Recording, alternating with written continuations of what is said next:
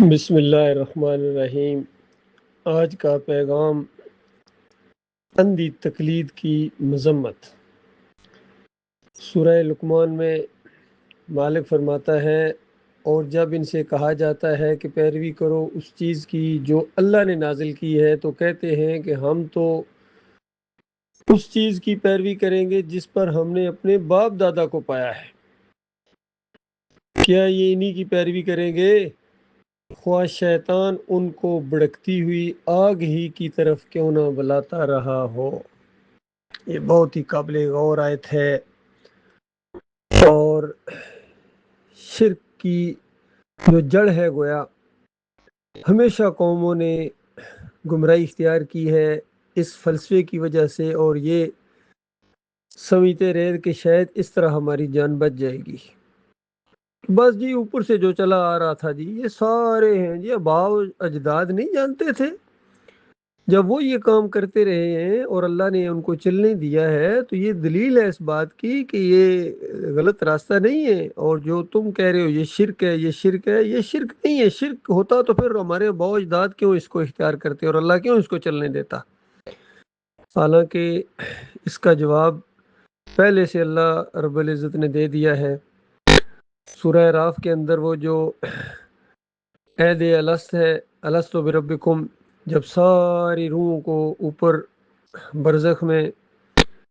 چھوٹے چھوٹے جسم دیے گئے چیونٹیوں کے بچوں کی طرح، ساری روحیں جب اکٹھی تھیں، ان سے ایک عہد لیا پروردگار عالم نے، دیکھو میں تمہارا اکیلا معبود نہیں ہوں، میں تمہارا رب نہیں ہوں۔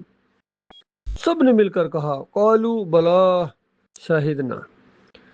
بالکل ہے، اسی طرح ہم اس بات پر گواہ ہیں ہمارے مالک، تو ہمارا اکیلا معبود ہے۔ یعنی اس میں سارے معبود کے اندر وہ ساری چیزیں آ گئیں کہ تو داتا ہے، اکیلا داتا ہے، تو مشکل کشا ہے، اکیلا مشکل کشا ہے، تو غریب نواز ہے، غوث ہے، فریادوں کو سننے والا ہے، مشکل مصیبت میں توکل اور بھروسے کے لائق ہے، تو جسے چاہے حکومت دے، تو جسے چاہے حکومت چھین لے، تو جسے چاہے بیٹے دے، تو جس کو چاہے بیٹیاں دے، جسے چاہے بانچ رکھے، جسے چاہے ملا جلا کر اولاد دے۔ یہ ساری چیزیں اس کے اندر شامل ہیں۔ تیرا کوئی شریک نہیں ہے، نہ تیرا باپ ہے، نہ تیرا کوئی بیٹا ہے، نہ تیرے ذات کا کوئی ٹکڑا ہے۔ یہ ساری چیزیں اس کے اندر آ گئی ہیں، لیکن انسان بھول جاتا ہے۔ اسی لیے مالک نے وہاں ان کو کہا کہ دیکھو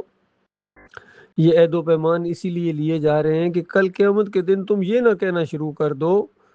کہ شرک تو ہمارے آباء و اجداد نے کیا تھا، اور اس جرم میں جو بڑوں نے کیا تھا مالک تو ہمیں پکڑ رہا ہے۔ تو یہ تمہارا ایک عذر اگرچہ بے جا عذر تھا، لیکن پھر بھی اس کو بھی ختم کر دیا گیا، کوئی حجت باقی نہ رہے انسانیت کے اوپر۔ اور انسانیت کی بدبختی دیکھیں، یہی کام انہوں نے کیا، وہی کام انہوں نے کیا کہ بس ہم تو پیروی کریں گے اس کی جو باپ دادا کرتے آ رہے ہیں، باپ دادا عرس اور میلے کرتے آ رہے ہیں، یا ابراہیم اگسنی، یا لات بابا، یا علی مدد، یا رسول مدد، یہ سب کچھ کرتے آ رہے ہیں باپ دادا۔ ہر علاقے کے اندر انہوں نے اپنے معبود بنائے ہیں۔ کوئی نکروڑے والی سرکار کے پاس جاتا ہے، کوئی بابا صاحب سبحان جا کے حلوے چڑھاتا ہے، کوئی عالم دین علی اجویری کی قبر کے اوپر حلوے چڑھائے مفتی محمود صاحب نے، کیونکہ بڑے یہ ان کے کرتے آ رہے ہیں۔ اور پروفیسر غفور نے بریمام جا کے چادر چڑھائی، عمران خان نے وہاں گنج شکر جا کے سجدہ کیا، اور سارے جدھر بھی جاتے ہیں شرک۔ بھٹو صاحب کہا کرتے تھے پاکستان کا کوئی مزار میں نہیں چھوڑا ہے پھر بھی مجھے مسلمان نہیں سمجھتی۔ یعنی مسلمانی کی دلیل ہے ان کی کہ مزاروں پر جاؤ، عرس کرو، میلے کرو، گھوڑے کو پوجو۔ تو بتاؤ پھر گائے کو پوجنے والے کا کیا قصور ہے؟ جب ہندو گائے کو پوجتا ہے تو اس پر اعتراض کرتے ہو، وہ کھڑے بت کا پجاری ہے اس پر اعتراض کرتے ہو، اور تم پڑے بتوں کو، باباؤں کو پوجتے ہو کیونکہ تمہارے باپ دادا یہی کچھ کرتے آ رہے تھے۔ محی الدین چشتی کہتے ہیں مجھے جب بھی کبھی کوئی مشکل مصیبت آتی تھی میں علی اجویری کی قبر کے اوپر جا کے چلا کرتا تھا، ہر دفعہ مشکل حل ہو جاتی تھی، صرف آخری دفعہ ذرا نہیں حل ہوئی تھی، مسئلہ ذرا پیچیدہ تھا۔ اور وہاں سے یہ شعر گنگناتے ہوئے رخصت ہوئے کہ گنج بخش فیض عالم مظہر نور خدا، ناکساں پیر کامل کاملانہ رہنما۔ یہ اتنا بڑا شعر آج بھی اس کی اس قبر کے اوپر، بڑی کے اوپر اس شرک کے اڈے کے اوپر لکھا ہوا ہے، اور وہ ساری روڈیں اس طرح کھلی کر رہے ہیں کہ ریلوے اسٹیشن سے جب جیسا کوئی چلے تو سامنے ان کا معبود نظر آئے، تاکہ آسانی کے ساتھ مشرک وہاں جا کے اپنا ماتھا ٹیک دیں۔ تو یہ ہر ایک کے ساتھ یہی معاملہ، اندھی تقلید یہی ہوتی ہے کہ انسان قرآن و حدیث کی طرف رخ ہی نہ کرے، بس جو بڑوں نے کہہ دیا، جو حضرت نے فرما دیا۔ اور حیرت کی بات ہے کہ یہ جو توحید کی بنیاد کے اوپر، ایمان خالص کی بنیاد کے اوپر اٹھنے والی یہ تحریک ڈاکٹر مسعود الدین عثمانی رحمۃ اللہ علیہ کے ذریعے اس دور میں جو اٹھی، ڈاکٹر صاحب کی وفات کے 35-40 سال بعد ہی ان کے ناخلف امیر محمد حنیف نے پھر ان کے اندر شرک کا انجیکشن دے دیا، کیونکہ ابن کثیر جو کہتے تھے کہ سجدہ تعظیمی ہے، سجدہ تعظیمی اندازہ لگائیں، ایک نبی کو دوسرے نبی کے سامنے سجدہ کرا کے کہتے ہیں یہ شرک نہیں ہے، بس یہ اللہ نے کہہ دیا، اس طرح اللہ کے اوپر انہوں نے الزام لگایا۔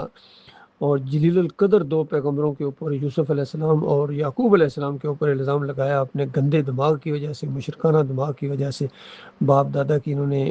پیروی کی، اندھی تقلید کی انہوں نے، اور قرآن کے عقیدے کو انہوں نے چھوڑ دیا۔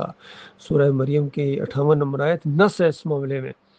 مالک فرماتا ہے یہ تمام انبیاء کی سنت ہے، تمام انبیاء کی، جب بھی ان کے سامنے میری کوئی نشانی آتی تھی تو یہ میرے سامنے روتے ہوئے گر پڑتے تھے۔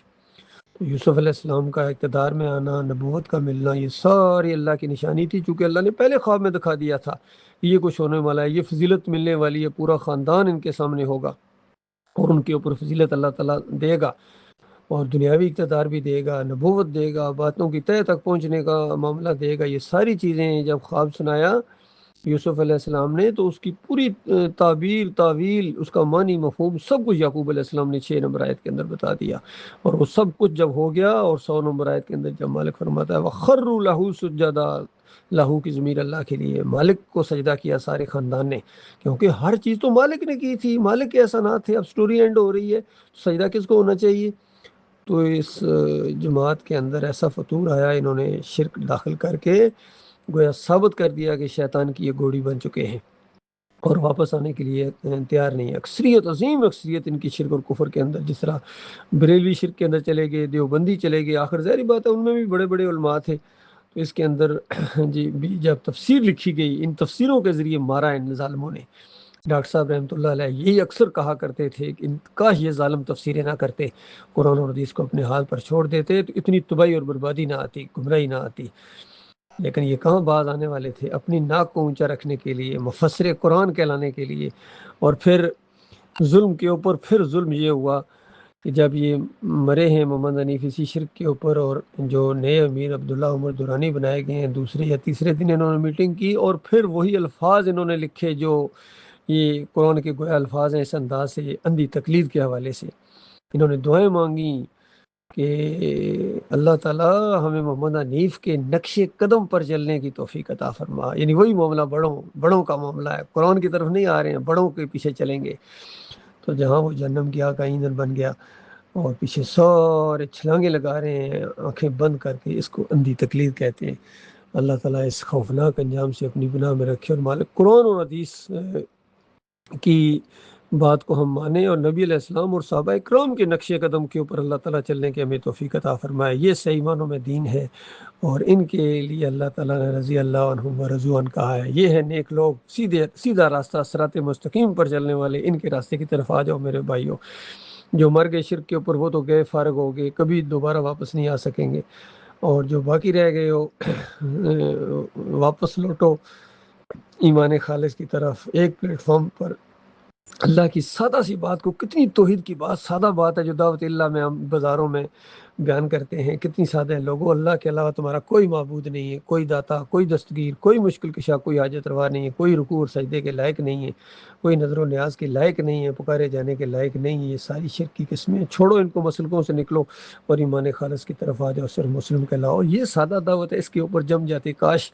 پوری دنیا کے اندر یہ دین پھیل رہا ہے الحمدللہ، اور یہ دنیا کا رنگ جہاں اس طرح بدلی ہوگا۔ تم خود شرک میں چلے گئے جاؤ، اب تم کس طرح دعوت دے سکتے ہو بتاؤ؟ جہاں بھی تم کہو گے اللہ کے علاوہ کوئی معبود نہیں، کوئی رکوع اور سجدے کے لائق نہیں، تو تمہارے منہ کے اوپر تمہاری جوتی ماری جائے گی، بے ایمانو، فراڈیو۔